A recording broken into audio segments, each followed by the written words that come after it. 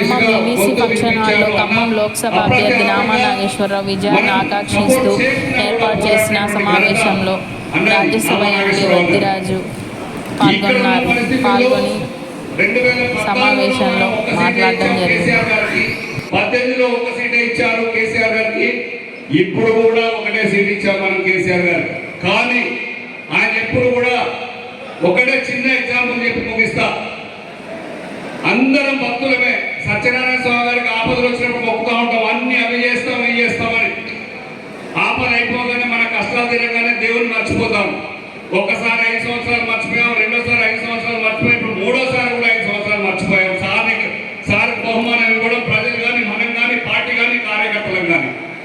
ఆయన ఏం చేయలే. తెలంగాణ దేవుడే. నిజంగా తెలంగాణలో మన పాత్ర ప్రభుత్వాల్లో ఏమి రాకపోయినప్పటికీ మన పాత్ర లేకపోయినా ఈ జిల్లాను ఏం తక్కువ చేయలేదు. మంత్రి పదవి ఇచ్చారు, అనేక నిధులు ఇచ్చారు.